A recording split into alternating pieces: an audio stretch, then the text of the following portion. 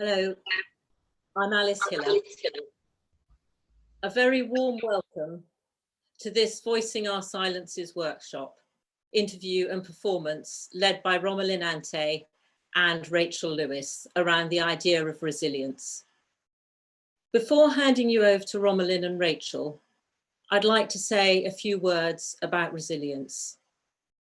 We've all had to nurture resilience over the course of 2020 to stay afloat within the continually evolving challenges thrown up by the pandemic. But as someone who was sexually abused as a child and then diagnosed with ovarian cancer in my 40s, resilience has always been inherent to my identity and to my creative process. When I think of how resilience operates, I see it as something like swimming. It can let you ride the waves of your life rather than being pulled under by them. But resilience, like swimming, doesn't just come about automatically. When we're growing up and as adults, our resilience is both learnt and absorbed. And one of the key spaces for this, especially for those of us who've had less easy beginnings in life, is art in the broadest sense.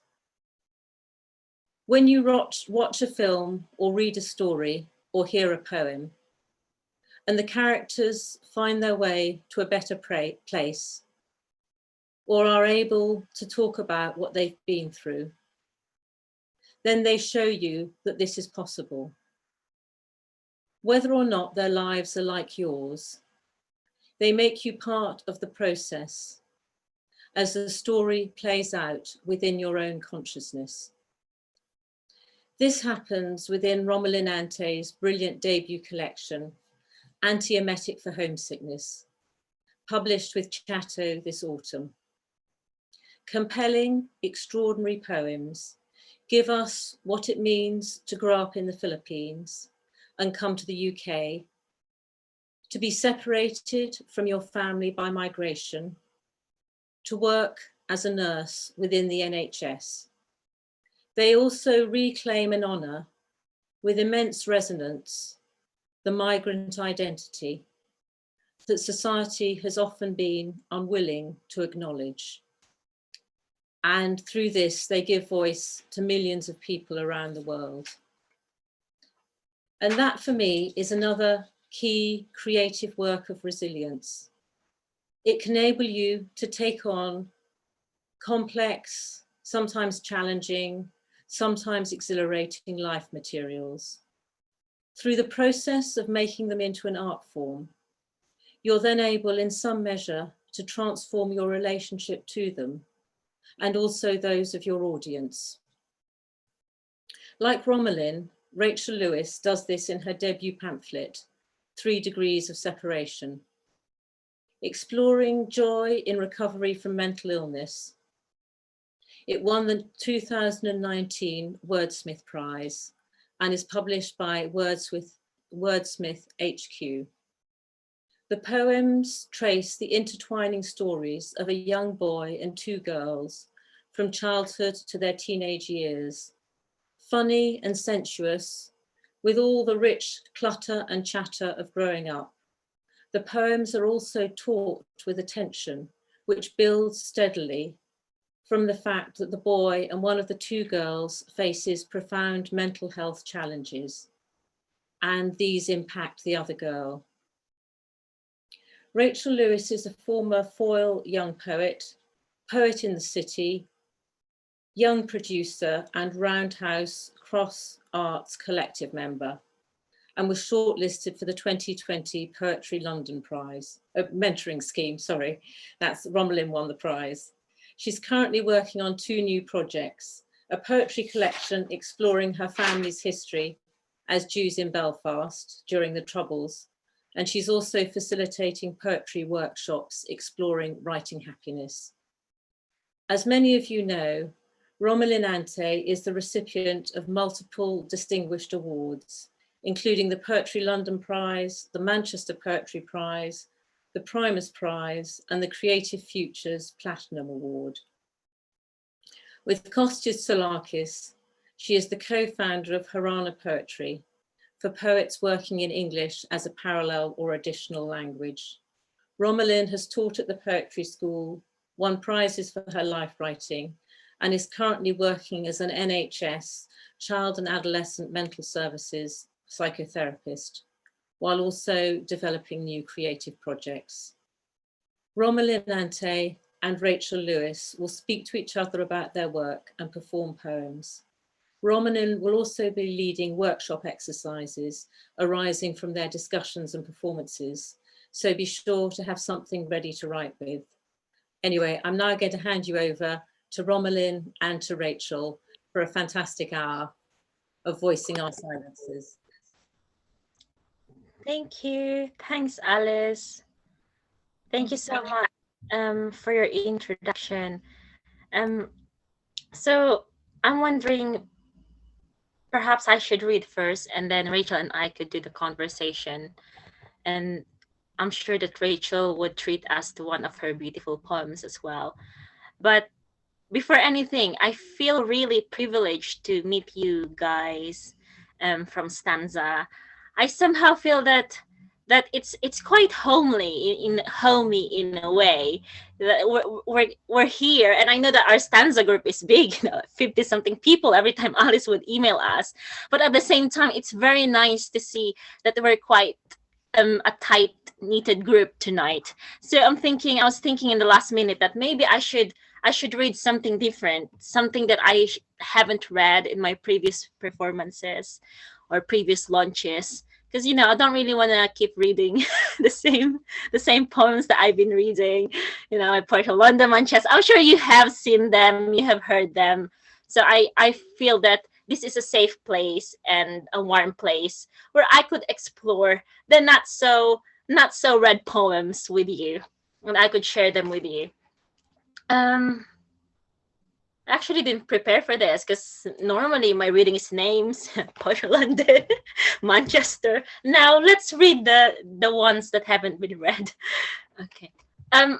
Last year, 2009, I was appointed Stratford-upon-Avon Poet in Residence, and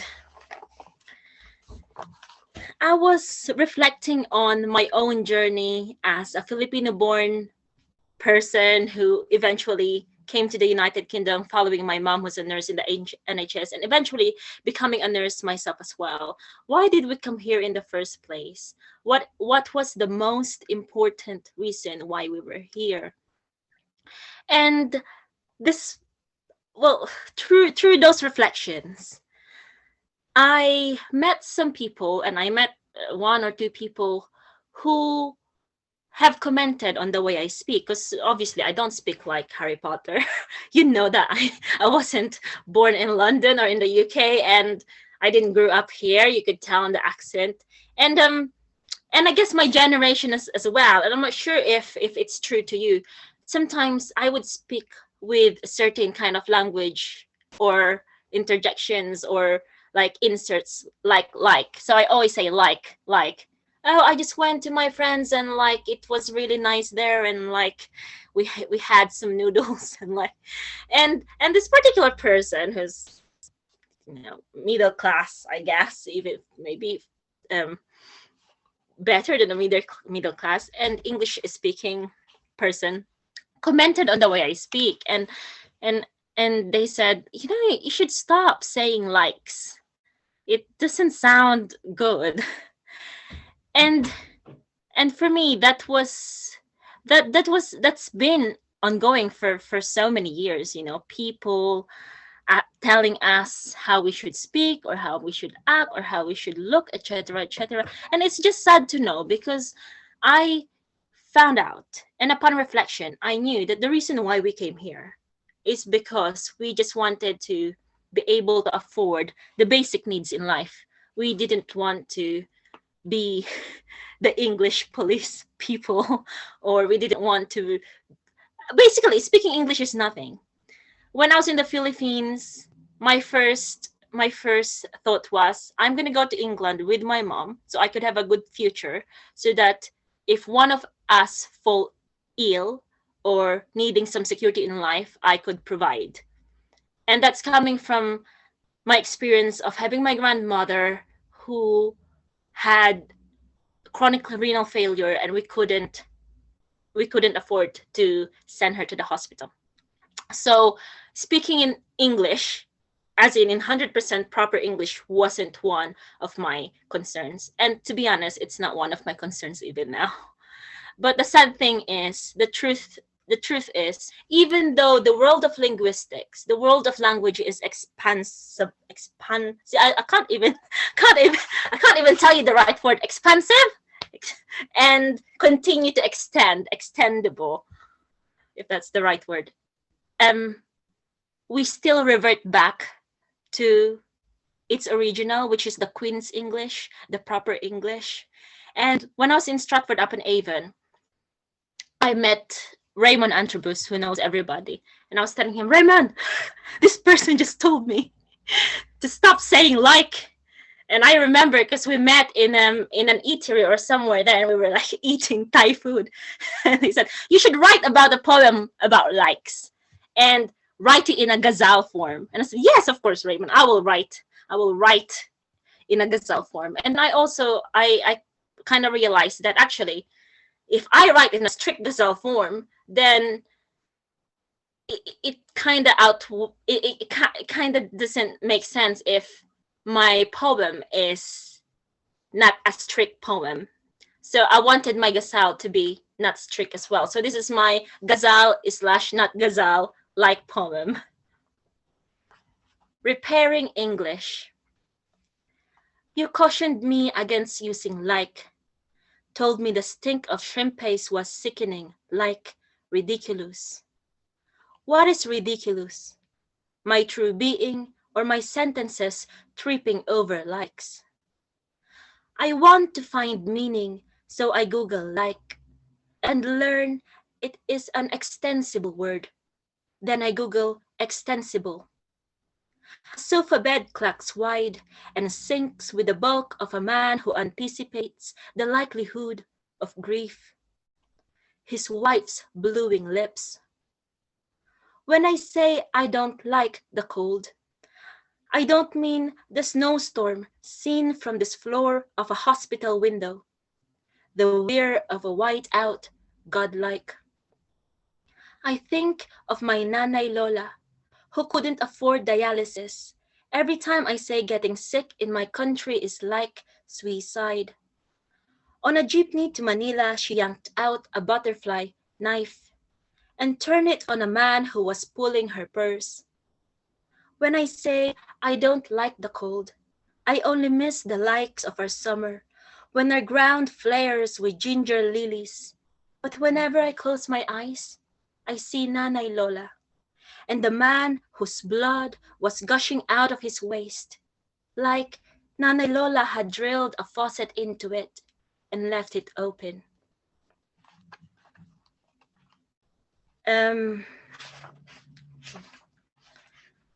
I think I should read the poem that I haven't read.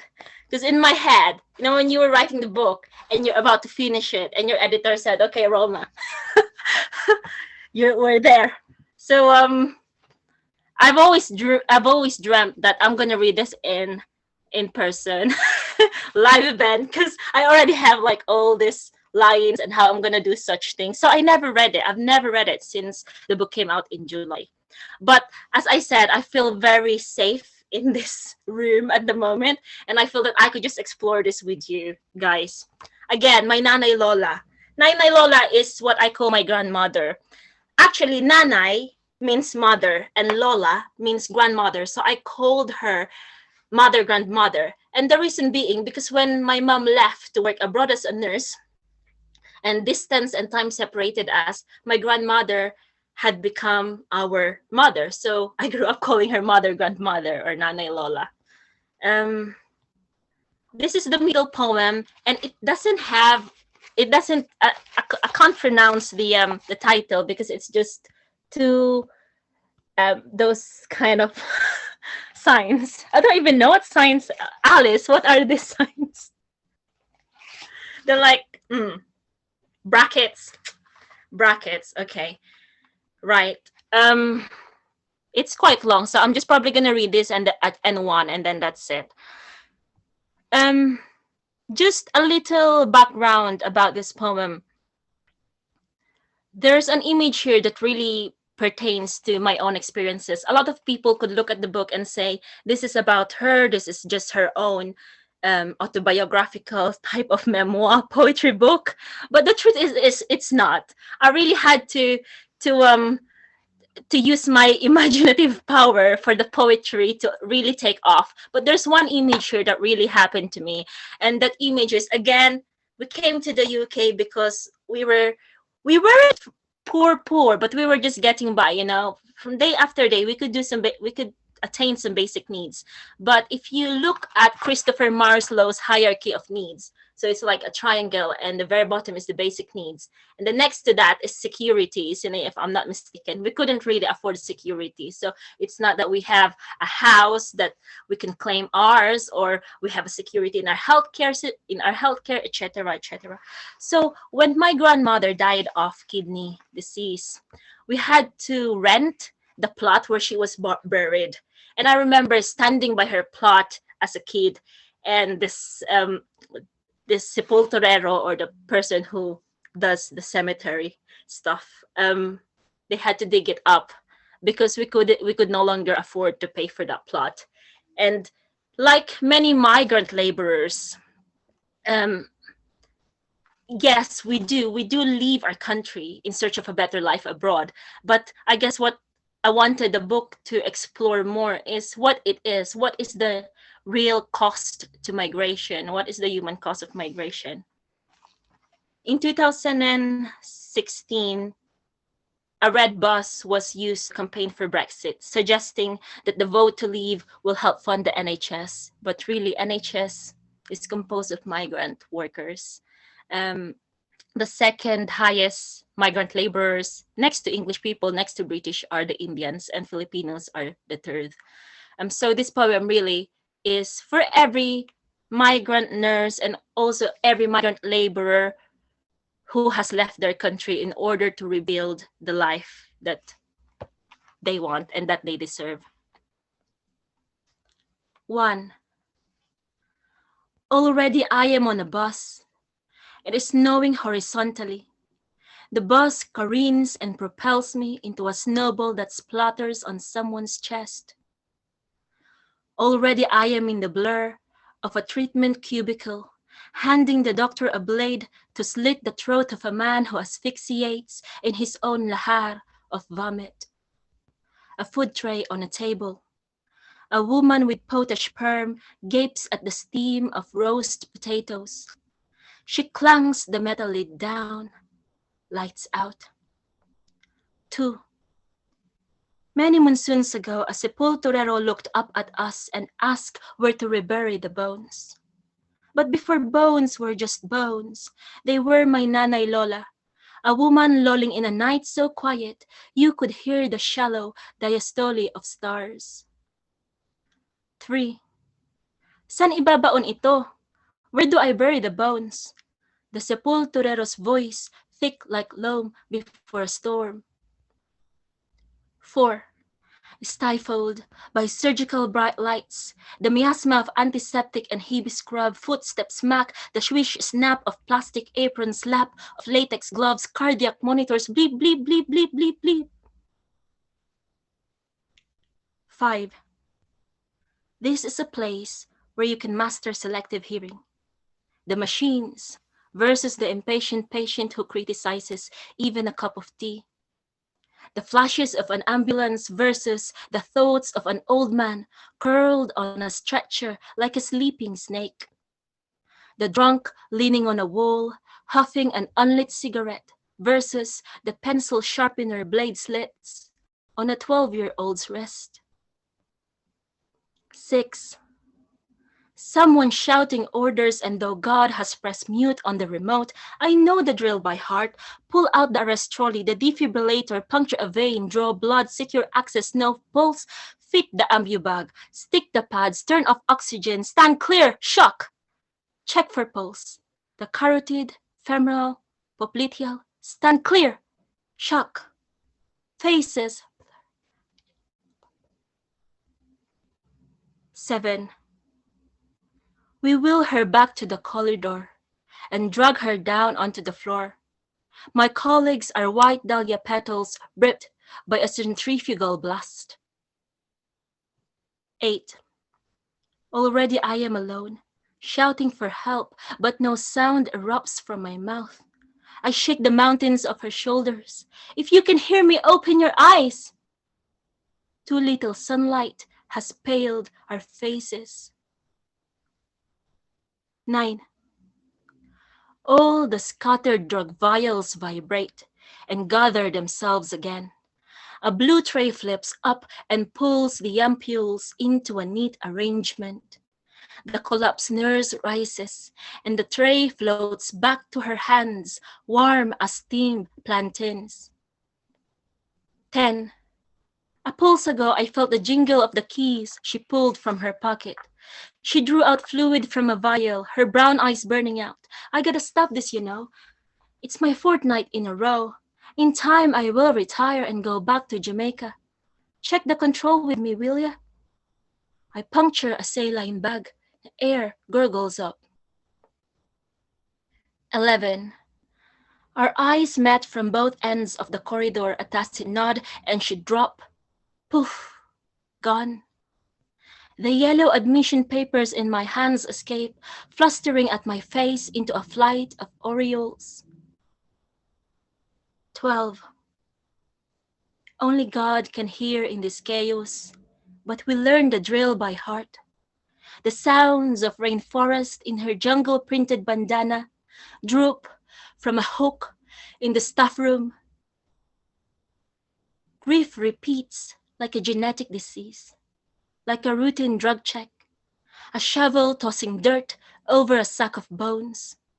A worker who can, but will not, go back to Jamaica or the Philippines or España, not until Junior has got his diploma, not until we have nailed a roof on the house and the pen grunts with pigs and the zest of centuries steams from a once fruitless grove, and we have paid off our parents' grave plots and our children's.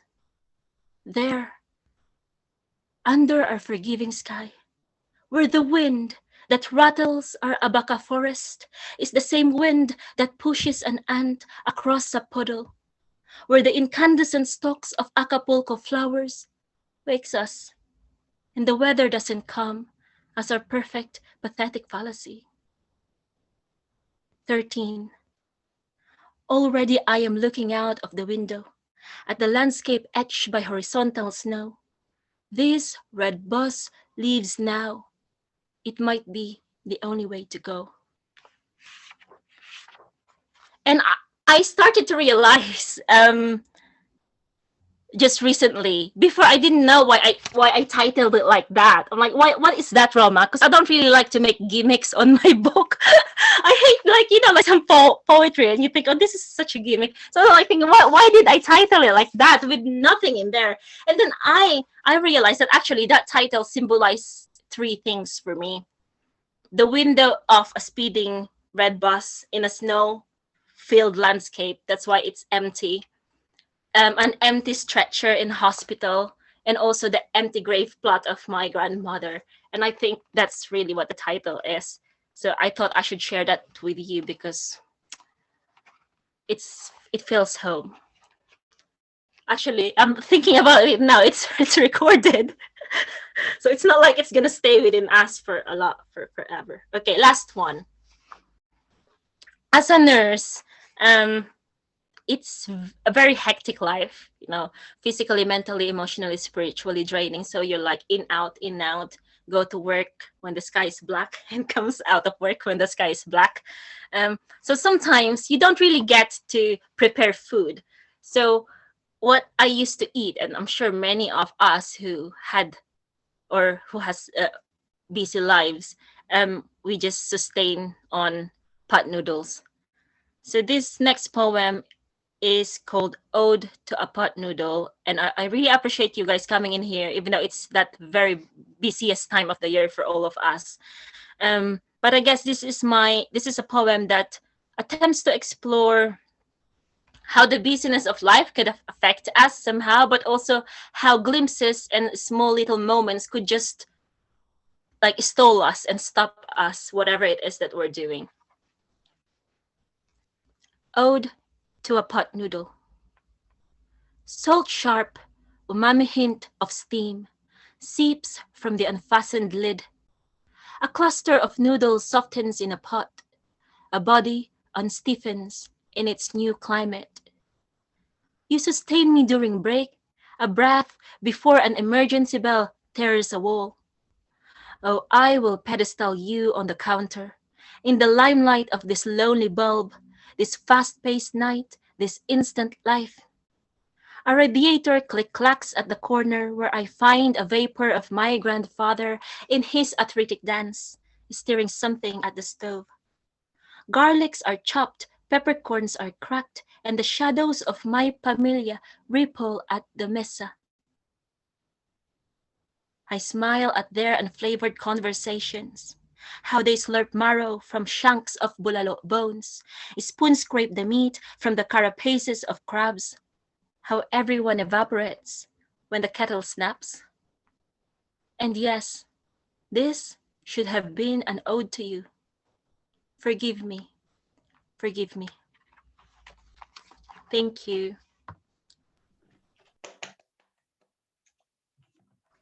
Thank you. Please buy my book. Please buy her book for yourselves. You are missing out if you don't own it.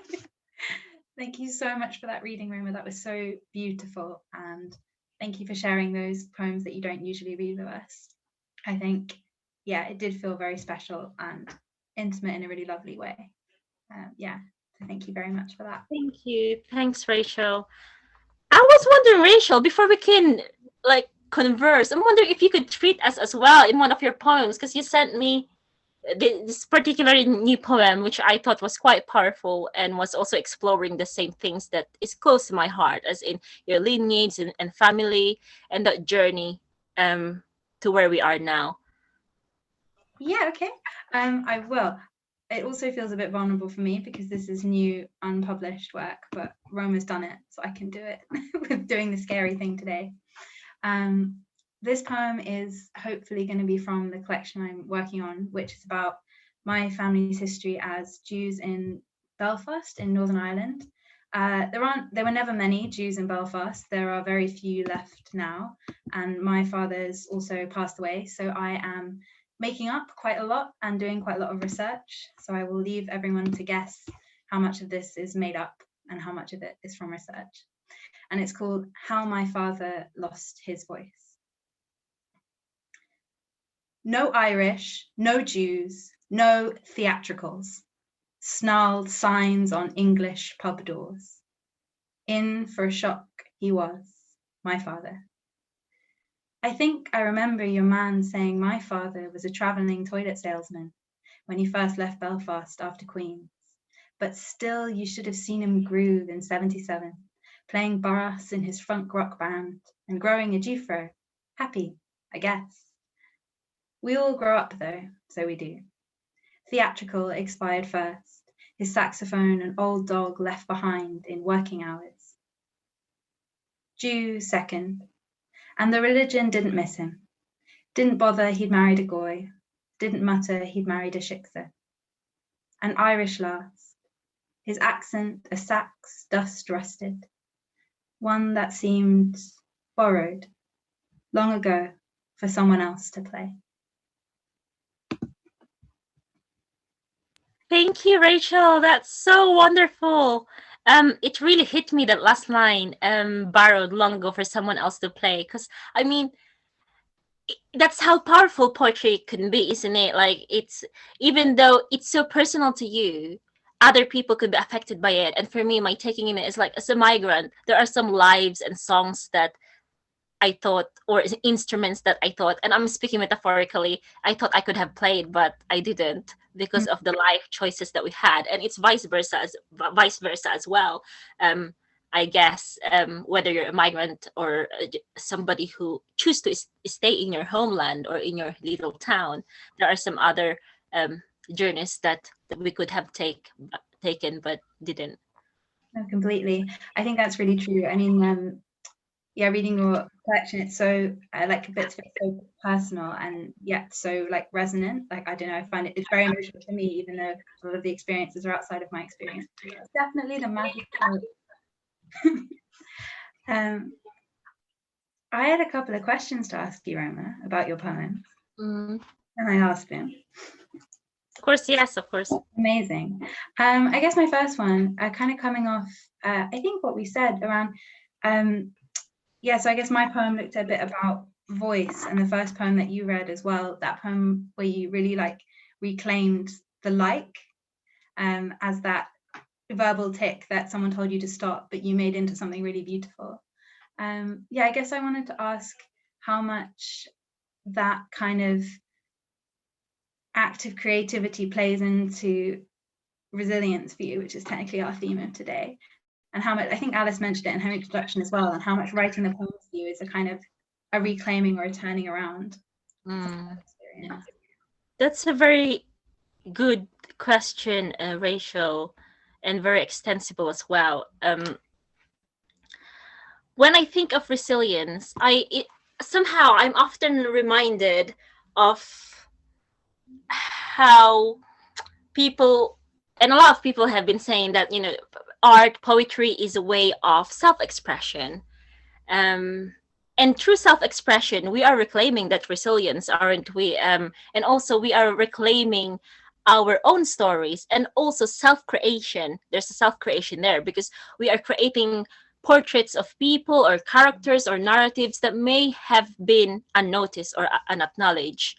But it also makes me think of what Denise Levertov said in one of her essays talking to doctors. I just can't remember which book exactly it's in, but it goes something like, poetry and art is not merely self-expression, not merely saying your voice, but it's also a kind of absorption.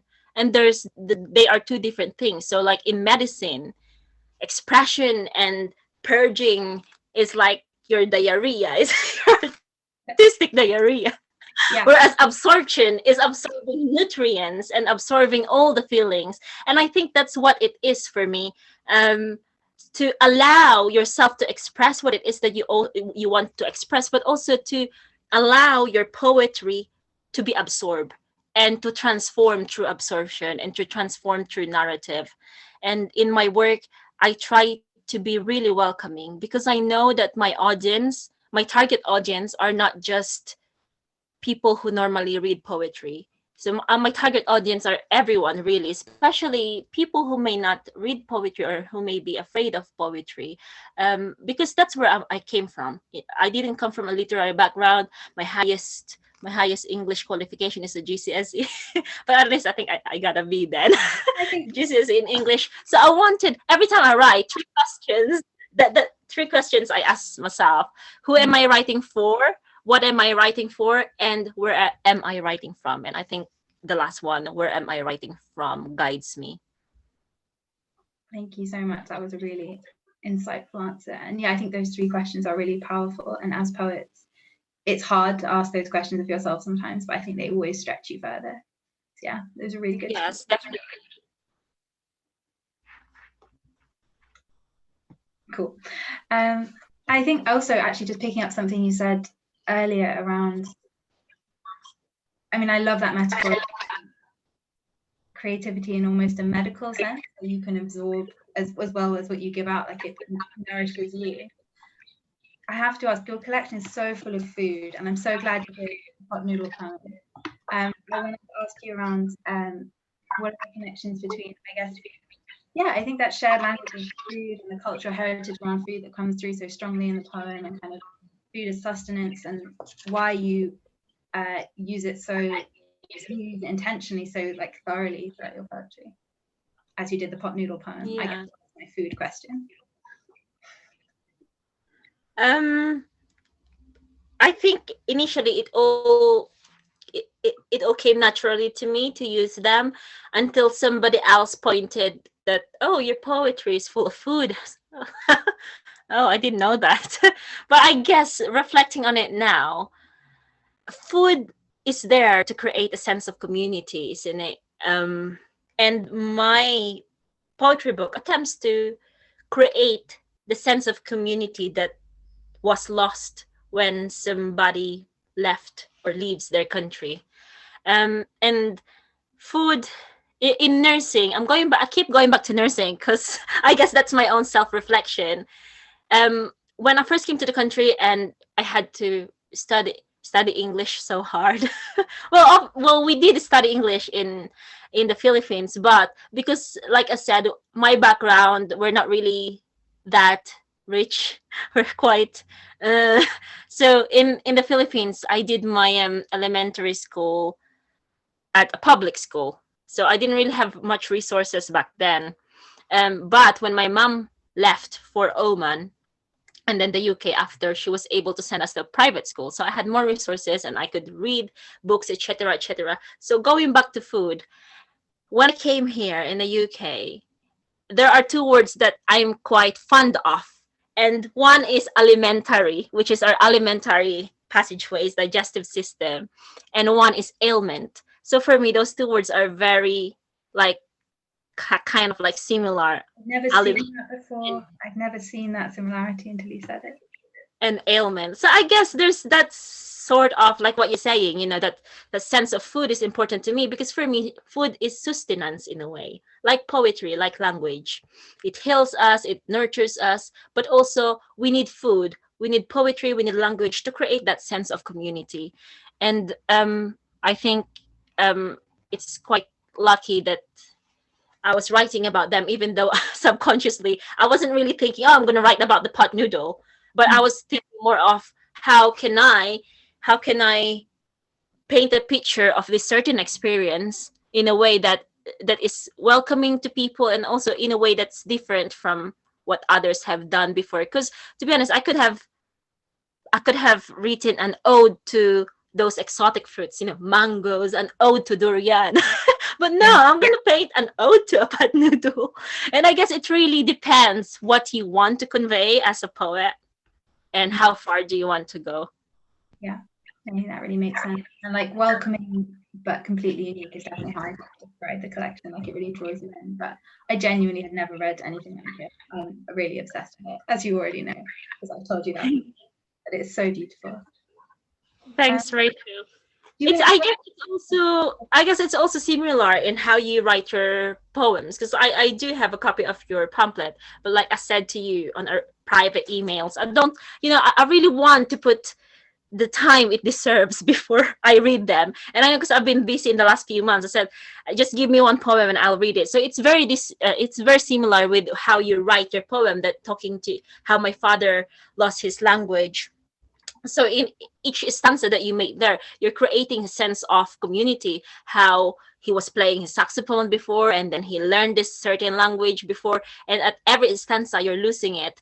So I guess it's like that with how I process my poetry as well, that there's a sense of self-creation, creating community, but also there's a sense of loss, a loss that we cannot really retrieve, because there are things that distance and time cannot give back to us.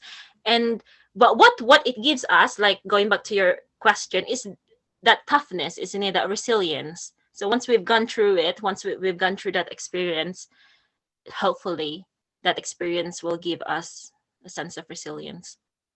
No, I completely agree. I think that's I guess what I'm trying to work towards in the collection I'm writing, is understanding what's there in an experience of loss. Like what do you have from having something that you wouldn't have if you never had it in the first place? And I think the collection does that really beautifully from a totally different perspective. But yeah, no, I completely agree.